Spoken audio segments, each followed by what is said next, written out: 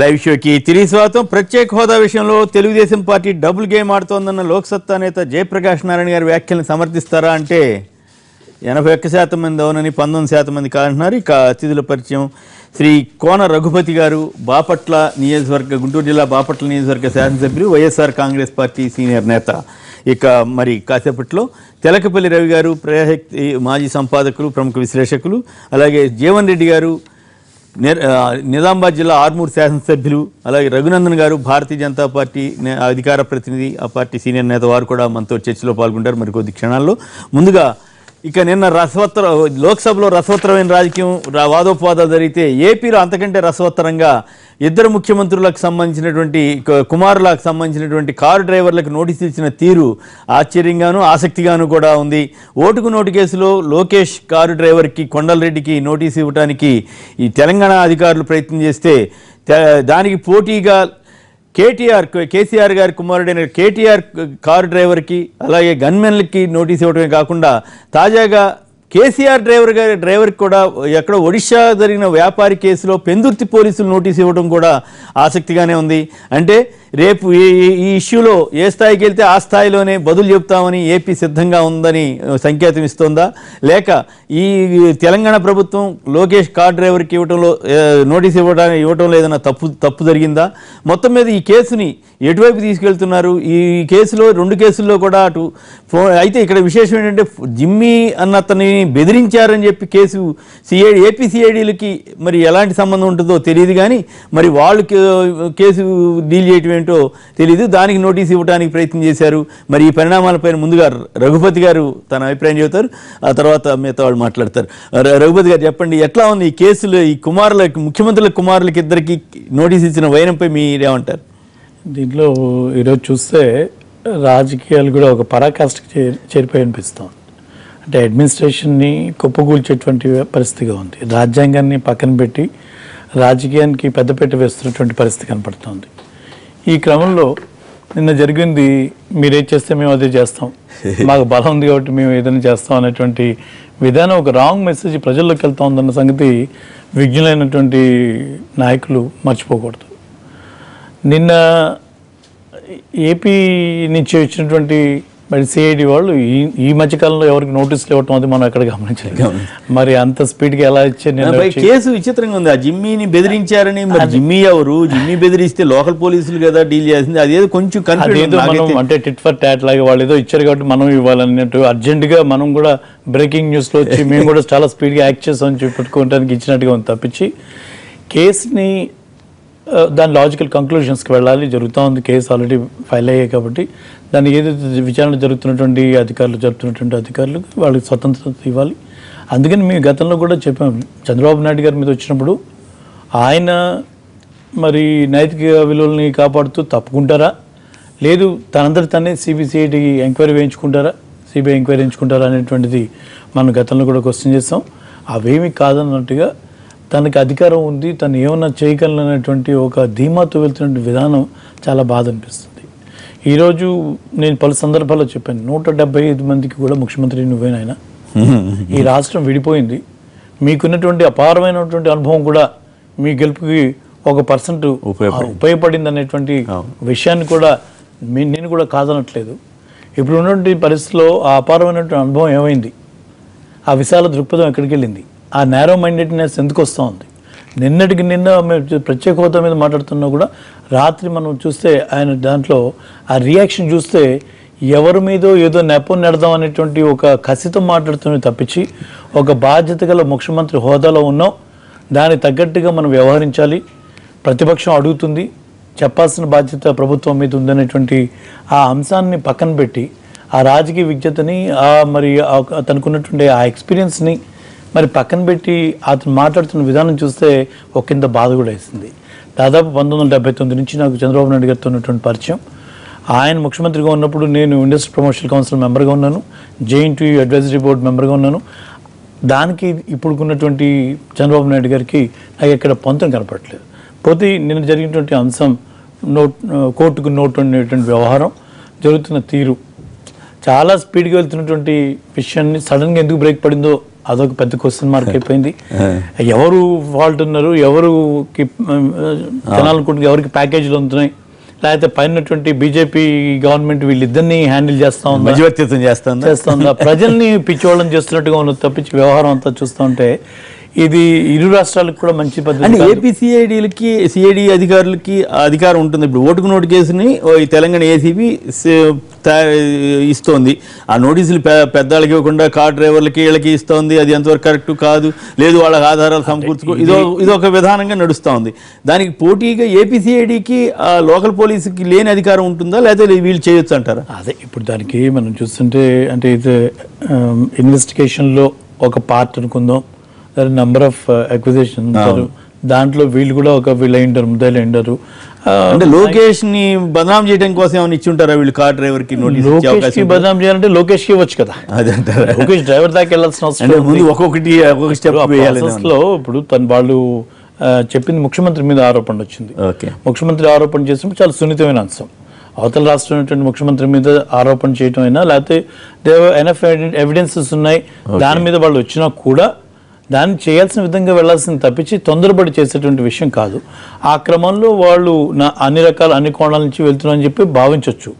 కానీ దాదాపుగా కూడా 15 రోజులు అయిపోయింది. చాలా సందర్భాల్లో ఇక్కడ చర్చించుకున్నాం ఈ విషయం. మరి ఇంత మళ్ళీ స్లో డౌన్ అవడానికి కూడా కారణం ఏంటో కూడా మనకి అర్థం కాని పరిస్థితి. సడన్గా మరి నిన్న డ్రైవర్స్కి నోటీస్ ఇవ్వడం, ఆ తీసుకోవడంలో ఇవాళ నోటీస్ని నేను తీసుకున్నంత మాత్రాన అది పోదా, రిజిస్టర్డ్ పోస్ట్ ద్వారా ఇచ్చే అక్నాలజ్మెంట్ తో దే కెన్ ప్రొసీడ్. వాడు తీసుకుని చెప్పి అవాయిడ్ చేయడానికి ఏం లేదు. అటువంటి క్రమంలో నేను జరుగుతున్న పరిణామం ఒక కామన్ మ్యాన్ కూడా ఆశ్చర్యం, ఒకంత అభద్రతా భావం కూడా. అంటే రాజకీయ నాయకులు ఒక దుర్మార్గమైనటువంటి అధికారాన్ని వాళ్ళ చేతిలో ఉన్నటువంటి విషయాన్ని వాళ్ళు ఏదైనా చేయగలం అనేటువంటి ఒక రాంగ్ మెసేజ్ని కామన్ మ్యాన్లోకి పంపిస్తున్నారు. అంటే ఇక్కడ రాజ్యాంగం లేదు, ఏమీ లేదు, అంతా మేమే అనేటువంటి ఒక భావాన్ని పంపించడానికి ప్రయత్నం జరుగుతుంది. ఈ ప్రయత్నం వల్ల చాలా తర్వాత జరిగేటువంటి పరిణామాలు చాలా భయంకరంగా ఉంటాయనేటువంటి విషయాన్ని కూడా. రైట్, రఘునందన్ గారు చెప్పండి, మీరేమంటారు నిన్న జరిగిన పరిణామాల మీద? అంటే కార్ డ్రైవర్లు కదా గన్మెన్లు ఈ నోటీసులు ఇవ్వటం ఏంది? ఇద్దరు ముఖ్యమంత్రుల కుమారుల మధ్య పోటీనా? భవిష్యత్తులో ఒక ముఖ్యమంత్రికి నోటీస్ ఇస్తే మీకు కూడా ఈ ముఖ్యమంత్రికి కూడా నోటీస్ ఇవ్వటం అనే సంకేతమా? అసలు ఏమిటి? అసలు సిఐడికి అధికారం ఉంటుందా, ఉండదా? ఏసీబీ ఏమైనా, తెలంగాణ ఏసీబీ ఏమైనా తప్పు చేసిందా? మీరేమంటారు? ఇన్వెస్టిగేటింగ్ ఏజెన్సీస్ ఎక్కడ కూడా తప్పు దిశలో అయితే పయనించి కొనసాగిస్తున్నట్టు కనబడట్లేదు. సో కేసెస్లో ఉన్నటువంటి ఇంపార్టెన్స్ని, కేసుకున్నటువంటి కాంప్లెక్సిటీని గమనంలోకి తీసుకున్నప్పుడు ముందు మనం గమనంలోకి తీసుకోవాల్సింది ఏసీబీ తీసినటువంటి కేసులో అయితే పూర్తిగా సైంటిఫిక్ అండ్ టెక్నికల్ ఎవిడెన్సెస్ మీదనే పోవాలి. ఆ పార్ట్ కంప్లీట్ అయిపోయింది. సైంటిఫిక్ ఎవిడెన్స్ అంటే ఫోరెన్సిక్ సైన్స్ ల్యాబ్కి పంపడం, ఆ గొంతులు అవునా కాదా, టేపులు ఏమైనా కట్ అండ్ పేస్టా, ఇంకెక్కడైనా సభలో మాట్లాడినటువంటి మాటల ఆ అధ్యాయం ముగిసిపోయింది. ఒక ఫోరెన్సిక్ సైన్స్ ల్యాబొరేటరీ నివేదిక వస్తే అది తెలంగాణలో ఉంది, హైదరాబాద్లో ఉంది కాబట్టి మేము సెకండ్ ఒపీనియన్ అడుగుతాం అనేటువంటి అవకాశం ఇతర ప్రభుత్వాలకు ఉంటుంది కాబట్టి ఆ అవకాశం కూడా ఇవ్వద్దని చండీగఢ్కి పంపించారు. సెకండ్ ఒపీనియన్ని తెలంగాణ ఏసీబీ తెప్పించేసింది. Now the technical evidence has been completed. Second part ఏంది? సరే, రెడ్ హ్యాండెడ్ ఇచ్చిన వాళ్ళు పట్టుబడ్డారు, డ్రైవర్లు పట్టుబడ్డారు. ఇప్పుడు నెక్స్ట్ వచ్చేది ఏంది? సమకూర్చిన వాళ్ళు ఎవరు అనేది నెక్స్ట్ ఇష్యూ. ఎక్కడి నుంచి వచ్చింది 50 లక్షలు? అది వైటా, బ్లాకా? రఘునందన్ రావు గారు అకౌంటా, కొమ్మినేని గారు అకౌంటా? ఆ డబ్బు ట్రాన్స్ఫర్ చేసినటువంటి క్రూషియల్ పర్సన్ ఎవరు? జనరల్గా డ్రైవర్లకి ఎక్కువ విషయాలు తెలుస్తాయి, గన్మెన్లకి ఎక్కువ విషయాలు తెలుస్తాయి. కాబట్టి ఇప్పుడు నన్ను పిలిచి అడిగారు అనుకోండి, నన్ను ఎట్లాగో నా మీద ఎట్లాగో 3rd డిగ్రీ ఉపయోగించలేడు పోలీసుడు, ఎందుకంటే నేను చదువుకున్నైతే ఎమ్మెల్యేనైతే ఇంత రాజకీయ పరిజ్ఞానం ఉండే. ఉదాహరణకు చెప్తా ఉన్నాను. ఏం చేయాలి మరి నెక్స్ట్? వీక్ ఉండే విట్నెస్ ఎవరు ఉంటారు? అయితే మీ డ్రైవర్ వీక్ ఉంటాడు, గన్మెన్ కూడా కొంచెం స్ట్రాంగ్గా ఉంటాడు, ఎందుకంటే డిపార్ట్మెంట్ స్ట్రాంగ్ ఉంటారు. అంటే డిపార్ట్మెంట్ లో పనిచేసి వస్తారు కాబట్టి వాళ్ళు ఎవిడెన్షియల్ పాయింట్ ఆఫ్ వ్యూలో ఏం చెప్పొచ్చు అనేది కొంచెం తెలివికల్లోడు. డ్రైవర్ ఏముంటాడు? అమాయకుడు ఉంటాడు. జనరల్ గా 10వ తరగతి, ఇంటర్మీడియట్, కొన్ని సందర్భాల్లో ఎవరైనా గ్రాడ్యుయేషన్ పూర్తయిన డ్రైవర్ల సోదరులు కూడా ఉంటారు. వాళ్ళ మీద పోలీసు వాళ్ళు కొడతామనో తంతమనో, అరే నీకెందుకురా, మీ ఎమ్మెల్యే సభ రేపు ఎట్లా నేను వీకేస్తాడు, ఉన్నట్టు చెప్పరా, వాస్తవాలు చెప్తే నీకు ఇంకోటి ఇస్తాం, ఇది చేస్తాం, ప్రభుత్వ ఉద్యోగం ఇప్పిస్తాం, రకరకాల ఆశలు పెట్టినప్పుడు కొంత వీక్గా ఉండేటువంటి వాళ్ళు అయితే తొందరగా క్లూస్ ఇస్తారు. సో ఆ దిశగా కరెక్ట్ ఎవిడెన్స్ కలెక్ట్ చేసుకోవడానికి they are going in inappropriate way only. So మొదటి నుంచి కూడా 2 సంఘటనలు జరిగినాయి, 2 నేరాలు జరిగినాయి. సంఘటనల్ని నేరాలుగా మాత్రమే చూస్తే జిమ్మీ కేసులో ఏపీసీఐడి పోలీసు నోటీస్ ఇచ్చింది జిమ్మీ కేసులో అంట కదా, జిమ్మీ అన్న ఆయన బెదిరించారనో ఏదో అనే కేసులో డీల్ చేయొచ్చా అనేది నా ప్రశ్న. సార్, అక్కడ వాళ్ళు ఏం చేసినారంటే ఇన్వెస్టిగేషన్ ని ఆ రాష్ట్ర ప్రభుత్వం, ఇది 2 రాష్ట్రాలకు మధ్యలకు సంబంధించినటువంటి కొంత కాంప్లెక్సిటీ ఉన్న వ్యవహారం కాబట్టి అక్కడ ఉన్నటువంటి ఆంధ్రప్రదేశ్ పోలీస్ డీజీ గారు దాన్ని ప్రత్యేకంగా సిఐడికి ఎంట్రస్ట్ చేశారు. సో సిఐడీలైనా ఏసీబీలైనా ఇవన్నీ మళ్ళీ రాష్ట్ర ప్రభుత్వాల ఆధీనంలోనే పనిచేస్తే ఇన్ టోటల్గా they have to report to the director general of police of that particular state Kommineni. Issue అది కాదు. ఇందాక నేను వచ్చే టెక్నికల్ గా కూడా ఆలోచిస్తున్నప్పుడు మా బోటి వాళ్ళకి ఆ సందేహాలు వస్తాయి కదా. టెక్నికల్ ఒకటి జిమ్మియా జాన్ మత్తయ్య అన్న అతను అసలు తప్పిచూ తిరుగుతున్నాడు. హైకోర్టు స్టే ఏమిటో అదొక ఆశ్చర్యం కలిగించే అంశం.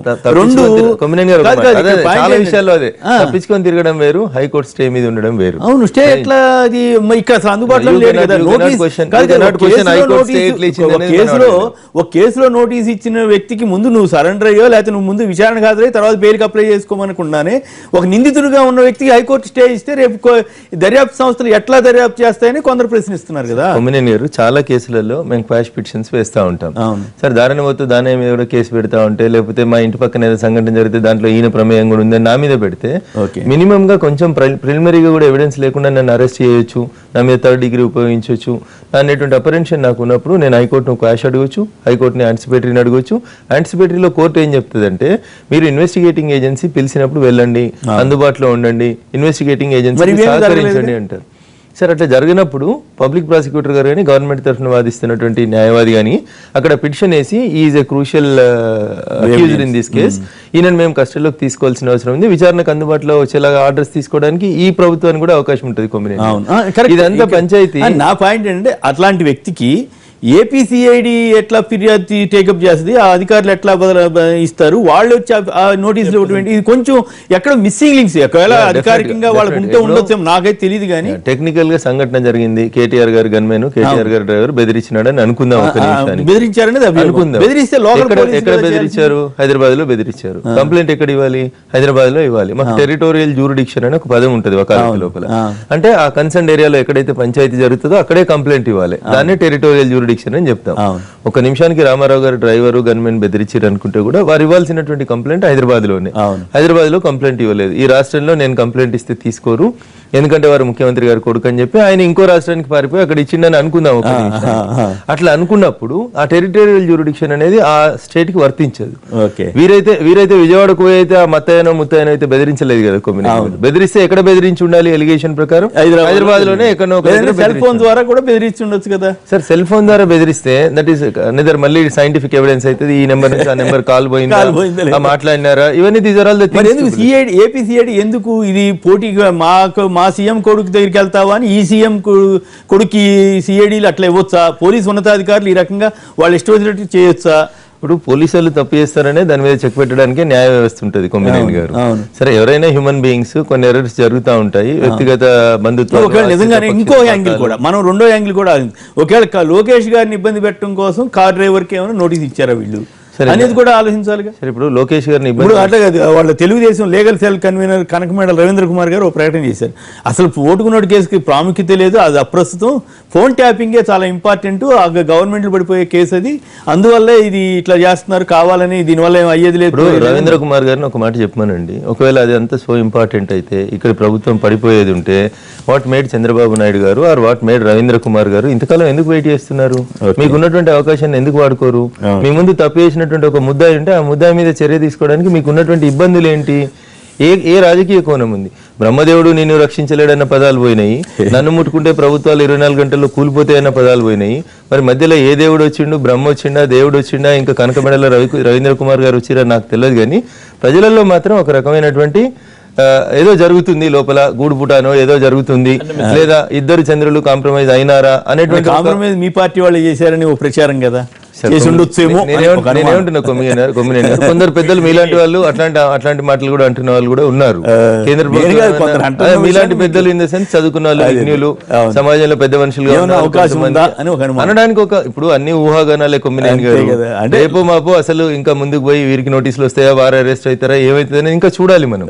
ఏమంటున్నాను, investigating agencies are going on the proper lines only అనేది నేను డిస్కస్. అంటే రైట్ అది చెప్పారు. ఇప్పుడు ఈ సిఐడి కూడా అట్లా నోటీసులు ఇవ్వడం కరెక్టా కాదా అన్నది ఒక ఒక్క మాటలో చెప్పండి. అసలు ఫస్ట్ బేసికల్ గా వాళ్ళు కేసు నమోదు చేయడానికి వారికి జ్యూరిడిక్షన్ ఉందా లేదా అనేటువంటి అంశం రేపు హైకోర్టు తేలుస్తుంది. ఎందుకంటే మత్తయ్య స్టే తీసుకున్నాడు, హైకోర్టులో ఇష్యూ ఉంది కాబట్టి ఈ పక్కన పాల్కి వాళ్ళు ఆ పక్కన జడ్మాలని చాలా మంది వస్తా ఉన్నారు హైదరాబాద్ కి, నో డౌట్. కానీ సరే అవకాశం ఉండి క్లయింట్ పిలిస్తే ఎవరైనా వెళ్తారు సార్, ఏముంటుంది క్లయింటే కదా, అడ్వకేట్ ఎంగేజ్ చేసుకోవాల్సింది క్లయింట్ పిలిస్తే చెప్పారు రామ్ జెఠ్మలాని గారు 2 వైపులా వాదించారని చెప్పి. ఇట్ ఈస్ ట్రూ కదా. రేవంత్ రెడ్డి గారికి బెయిల్ విషయం లోపల రామ్ జెఠ్మలాని గారు ఆర్గ్యూ చేస్తా ఉన్నారు. వీటికి సంబంధించిన టెలిఫోన్ ఆపరేటర్స్ కి సంబంధించిన ఆంధ్రప్రదేశ్ ప్రభుత్వం ఆరోపిస్తున్నటువంటి ఏదైతే టెలిఫోన్ ట్యాపింగ్ ఉందో దాంట్లో కూడా జెఠ్మలాని గారు వాదిస్తున్నారు. ఇది కొంచెం వినే వాళ్ళకి చూసే వాళ్ళకి కూడా కొంచెం ఇబ్బందికరమైనటువంటి పరిణామం. ఏదైనా మీరు అన్నట్టు సిఐడి ముందున్న ఒకే ఒక హర్డిల్ ఏంటంటే whether the complaint can be entertained or not, territorial jurisdiction ఉందా లేదా సిఐడికి. First that CIT has to establish, లేకపోతే దాని మీద ఈ ప్రభుత్వం స్టే అడగవచ్చు. నోటీసులు తీసుకున్న తర్వాత ఖచ్చితంగా రామారావు గారు గన్మెన్ గానీ డ్రైవర్ గాని వెళ్ళి అసలు ఈ కేసే తప్పు, దీనికి జ్యూరిడిక్షన్ లేదు, సిఐడి కెనాట్ ఇన్వెస్టిగేట్ ఏ కేసు అగెన్స్ట్ అని. అంటే తెలంగాణ నమస్తే తెలంగాణలో రాశారు, అప్పుడు మాకు నోటీస్ ఇచ్చినట్లుగానే ఇప్పుడు కూడా ఇట్లాగే అవుతుంది, వీళ్ళకి దుస్సాహసం చేస్తున్నారని వాళ్ళు వ్యాఖ్యానించారు. సార్ నేను ఏమంటున్నాను, వ్యక్తిగత అభిప్రాయాలు వేరు, చట్టం వేరు, చట్టాన్ని అందరం గౌరవించాల్సిందే. Now the matter is pending before the court. ఇప్పుడు ఈ వాదనలన్నీ కూడా రేపు కోర్టులో చేయాల్సిందే. ఓకే, ఫయాజ్ గారు ఆదిలాబాద్ లైన్ లో ఉన్నారు. ఫయాజ్ గారు నమస్కారం, మాట్లాడండి. సార్ అక్కడ ఉన్నందుకు పెద్దలందరూ నమస్కారం అండి. చెప్పండి, మీరేమంటారు? సార్ బాధాకరమైన విషయం ఏంటంటే సార్, 2 రాష్ట్రాలు అభివృద్ధిని విడిచిపెట్టి వీళ్ళు ఇవన్నీ ప్రజలను మొదలుపెట్టి, అంటే ఈ రోజు ఈ కేసును చూస్తా ఉంటే అయిపోయింది. ఎందుకంటే పెద్దలు తప్పించుకునే ప్రయత్నం జరిగిపోయింది. ఎందుకంటే ఎవరు సార్ డ్రైవర్ల మీద లేవర్ల మీద టిఫిన్లు చేసేటోని మీద ఏంది సార్ ఎంత ఘోరమైన పరిస్థితి సార్. రేవంత్ రెడ్డి అంటే నేను కూడా అభిమాని సార్, నేను కూడా ఫోన్ చేయొచ్చు, నాకు కూడా నోటీస్ వస్తా. రఘునాథ్ సార్ అంటే నాకు చాలా అభిమానం సార్. అదే అది ఎవరు అభిమానం ఉంటే వాళ్ళను ఇట్లా చేయడం చాలా బాధాకరమైన విషయం. ఎందుకంటే ఇలా కేసీఆర్ గారు అన్న మాటలలో చాలా దూరం వెళ్ళిపోయారు. ఎందుకంటే నీచమైన రాజకీయం మేము చేయము, తెలంగాణ వచ్చిన తర్వాత జరిగేది మొత్తం అలాంటివే సార్. మాటన్న దళితులు ఎక్కడికి పోయిండ్రు, 12% రిజర్వేషన్ ఎక్కడికి పోయింది, ఎందుకు చాలా బాధాకరమైన సార్. అలాంటి పదవులు విడిచిపెట్టి ఇలా చెప్పిన మాటలలో కొన్ని అమల్లో కట్టి అవి కూడా పూర్తిగా జరగడం లేదు సార్. ఒక హైదరాబాద్ ఎలక్షన్ లో దృష్టిలో పెట్టుకొని 5 లక్షల ఇండ్లు నేను కట్టిస్తున్నాను అక్కడ అంటే, ఒక హైదరాబాదే కాదు సార్ తెలంగాణ రాష్ట్రం అంటే, హైదరాబాద్ జిల్లా అడవిల జిల్లా సార్. Right, okay right. మీరు ఈ కేసులో ఏమిటి అనే దానికంటే మీకు ఇంకా చాలా విషయాలు మాట్లాడుతున్నారు. జీవన్ రెడ్డి గారు చెప్పండి, ఏంటి మీ కేటీఆర్ గారు ఇబ్బంది పడతారా? 15 నెలల నుంచి ప్రభుత్వం చేస్తున్నారు. వినండి, ప్రభుత్వం చేస్తున్న పథకాలు 60 నుంచి 70 అమల్లో వచ్చినాయి. మరి ఆదిలాబాద్ జిల్లాలో నీకేమైనా కనబడతలేవా? లేకపోతే నువ్వు పేపర్లు చూస్తలేవా? మీ ఊర్లో పింఛన్లు వంచలేరా? మీ పిల్లలకు సన్నబియ్యం వస్తలేదా? మరి చెరువులు దవ్వుతలేరా? నువ్వు ఇలా మీ ఊరు నుంచి ఆదిలాబాద్ పోయే రోడ్లు వేయలేరా? ఒకసారి చూసి మాట్లాడు. ఉట్టిగానే చెప్పిన పథకాలు ఏమంటే వస్తాయి, 60 సంవత్సరాల్లో కాని పథకాలు 15 నెలలు ఎట్లయితే మాట చెప్తారు. ఇప్పుడు ఎప్పుడు కూడా ఆవు కథ లెక్కనే కనబడతాయి. అవును, మరి ఇప్పుడు ఒక్కటేసారి ఇప్పుడు ఎన్ని పథకాలు చేస్తా ఉన్నాం. ఉద్యోగం ఏది, 2 పడక గదుల ఇల్లేది, 3 ఎకరాల భూమి ఏదని కంటిన్యూస్ ప్రాసెస్. ఇవ్వడం, ఇల్లు కట్టి ఇవ్వడం, భూములు ఇవ్వడం అనేది కంటిన్యూ ప్రాసెస్. ఇప్పుడు 27,000 ఉద్యోగులకు నోటిఫికేషన్ రాబోతలేదండి రఘునాథ్ గారు.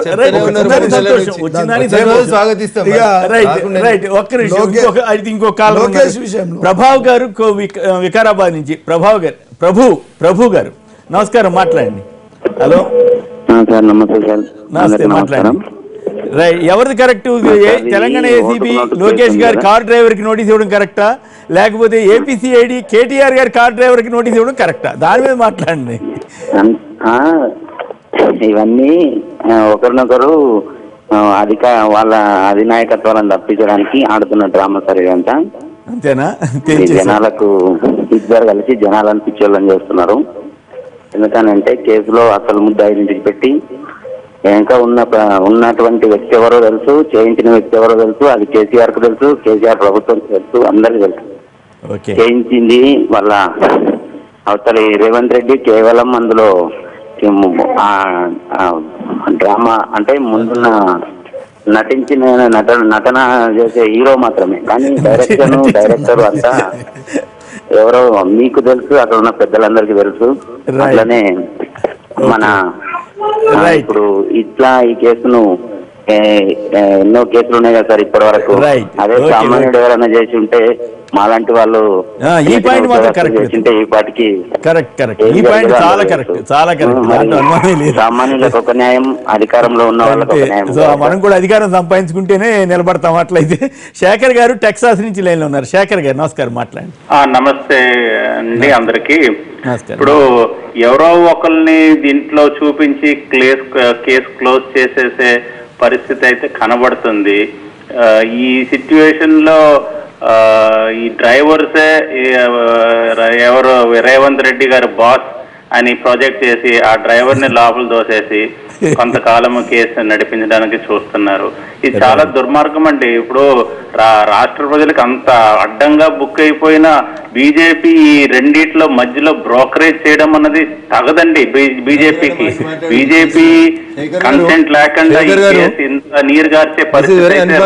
Being an educated gentleman, you should not use such type of words. Brokerage, there is nothing to do for BJP.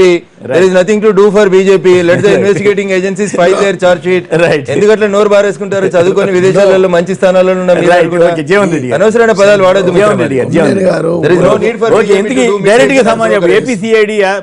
అక్కడికి అసలు ఓటుకు నోటు కేసులో అడ్డంగా ప్రజాస్వామ్యబద్ధంగా దొరికిపోయి ప్రజాస్వామ్యం సిగ్గుపడే కాదు అవును మరి కాదు ప్రజాస్వామ్యం సిగ్గుపడే విధంగా అంటే దొరుకుడు అట్లా దొరికిరు సిగ్గుపడే విధంగా ఈ కేసులో ఆడియో వీడియో టేప్లకు చిక్కిన తర్వాత A1, A2, A3, A4 మేము గతంలోనే చెప్పినాం. ఇంకా చాలా మందికి నోటీసులు వెళ్తాయని చెప్పినాం, మొదలే చెప్పినాం 3 నెలల కింద. వినండి, మేము అనేది ఈ రోజు చాలా స్పష్టంగా ఆ కేసులో ఇన్వాల్వ్ అయిన ప్రతి ఒక్కరికి నిన్నగాక మొన్న దాదాపుగా ఈ రోజుతో 10 మందికి నోటీసులు వెళ్తూ ఉన్నాయి.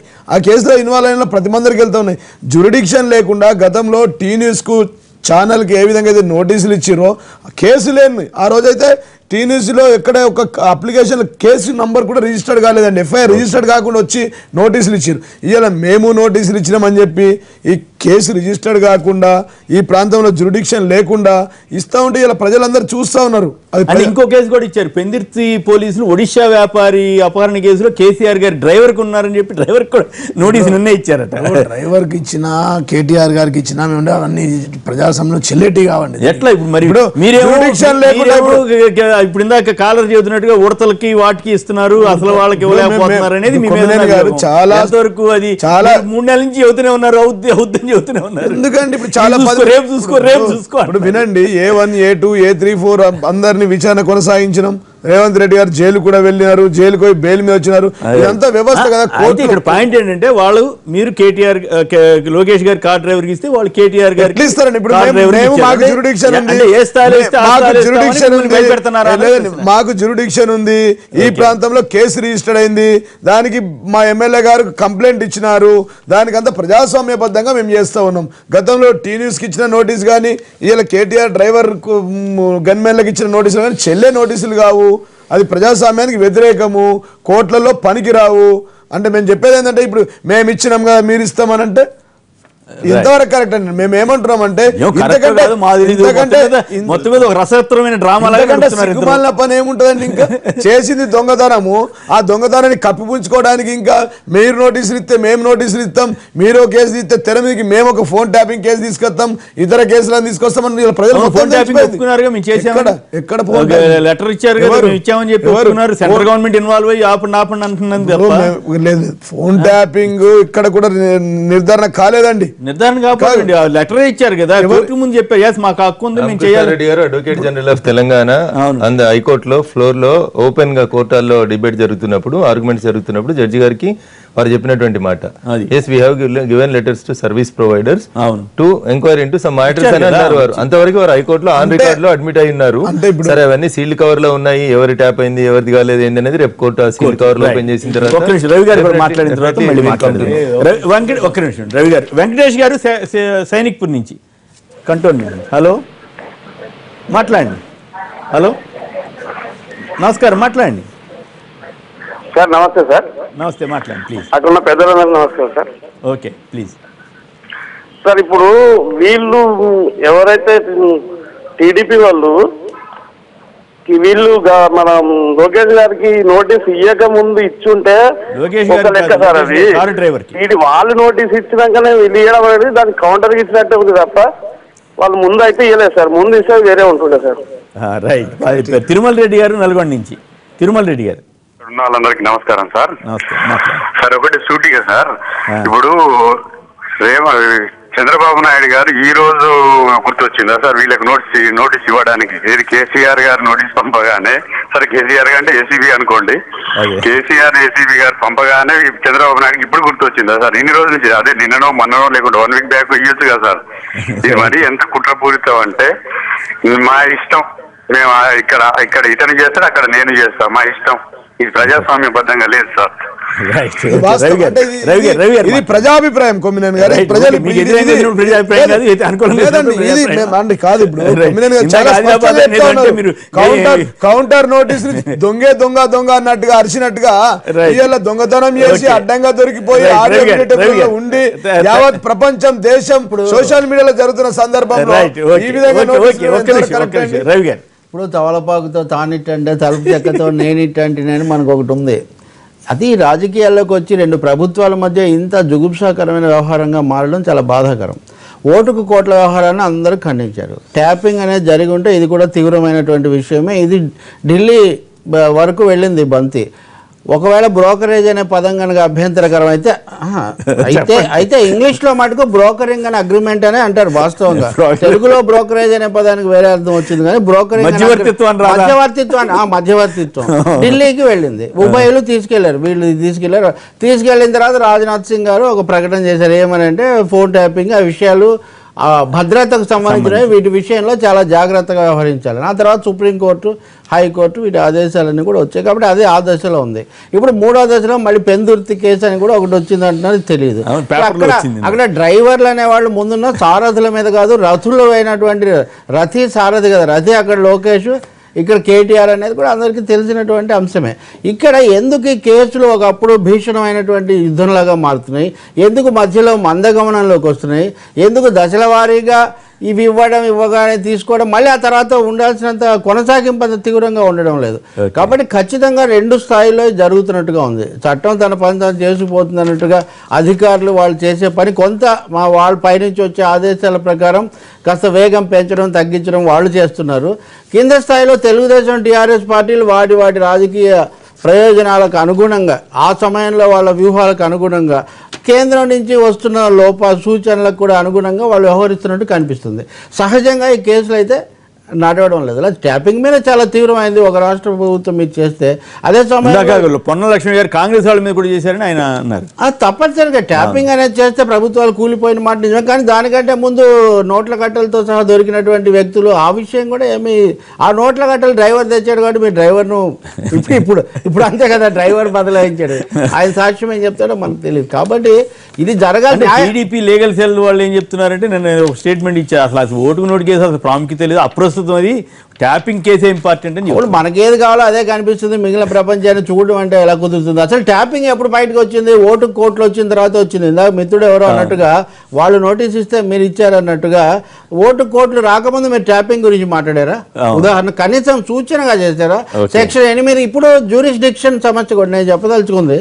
ఆంధ్రప్రదేశ్ రాజధాని ఆగమేఘాల మీద విజయవాడకు మారుస్తారని కాదు, అంటే అది ఇప్పుడు హైదరాబాద్ మీద 10 ఏళ్ళు ఉంటుందని, సెక్షన్ 8 ఉందని, దీని అంతటి ద్వారా ఒకటైతే కనిపిస్తుంది, రాజకీయ రక్షణ కోసం తెలుగుదేశం ప్రభుత్వం హైదరాబాద్కు సంబంధించిన పరిస్థితిని పలచనపరుస్తుంది. ఆంధ్రప్రదేశ్ హక్కు ఎంత, ఇంకోటి ఎంతని. కాబట్టి ఇవన్నీ పరిష్కారం చేయాల్సిన అవసరం ఉంది. నిజంగా బ్రోకరేజ్ చేయకపోతే ఇప్పుడు చేయాలి. 2 రాష్ట్ర ప్రభుత్వాలను కూర్చోబెట్టి ఈ వాతావరణం ఈ విషయంలో చేయాలి. వేరే విషయాల్లో కాదు చేయాల్సింది, అది ఈ వాతావరణాన్ని చల్లపరిచి ఒక 2 రాష్ట్రాలు జరిగేట్టుగా చేయాలి. సతీష్ గారు హైదరాబాద్ నుంచి లైన్ లో ఉన్నారు. సతీష్ గారు, బ్రోకరింగ్ అగ్రిమెంట్స్ అనేవి ఏముండే ఇల్లీగల్, బ్రోకరింగ్ అనే పదం ఇంగ్లీష్ వాడుక భాషలలో వాడితే బ్రోకరింగ్ అగ్రిమెంట్స్ అనేది లీగల్ డిక్షనరీలో ఎక్కడ ఉండవు. Term is there but where to use where not to use అనేది ఒకసారి పెద్దలు విజ్ఞులు గమనించుకోవాలి. కేంద్ర ప్రభుత్వం దగ్గరికి కంప్లైంట్ కంప్లైంట్ పోయింది, TRAI is investigating that case. దానికి మీరు బ్రోకరేజ్ చేస్తున్నారనేటువంటి పదం విఘ్నులు వాడదలుచుకుంటే అది వారి విఘ్నతకి బ్రోకరింగ్ అగ్రిమెంట్లు మాట్లాడతారు. రవి గారు కేసెస్ ఇన్వెస్టిగేషన్ జరుగుతుంది, హైకోర్టులు సుప్రీంకోర్టులు అన్ని ఇన్వాల్వ్ అయినాయి. ట్రాయ్ కేసు నమోదు చేసి ఇన్వెస్టిగేషన్ చేస్తుంది. దాన్ని మీరు బ్రోకరింగ్ అగ్రిమెంట్ అని ఎట్లా అంటారు? మీలాంటి పెద్దలు బ్రోకరింగ్ అగ్రిమెంట్ అని ఎట్లా అంటారు? రాష్ట్ర ప్రభుత్వాల ప్రభుత్వాల మధ్య జరుగుతున్నటువంటి ఇష్యూస్ ని సాల్వ్ చేయడానికి బ్రోకరేజ్ అని మీరు వాడదలుచుకుంటే వాడండి. Right, okay. సతీష్ గారు హైదరాబాద్ మాట్లాడతారు. రవి గారు, సతీష్ గారు హైదరాబాద్ నుంచి. హలో సతీష్ గారు, నమస్కారం, మాట్లాడండి. హలో సతీష్ గారు, హలో మాట్లాడండి. రైట్, ప్రత్యేక హోదా విషయంలో మీరు బ్రేక్ తర్వాత మళ్ళీ మాట్లాడుతున్నారు. ప్రత్యేక హోదా విషయంలో టీడీపీ డబుల్ గేమ్ ఆడుతోందన్న లోక్సత్తా నేత జయప్రకాష్ నారాయణ గారి వ్యాఖ్యలను సమర్థిస్తారా అంటే 81% మంది అవునని, 19% మంది కాదన్నారు. ఇప్పుడు చిన్న విరామం తర్వాత లైవ్ షో కొనసాగుతుంది.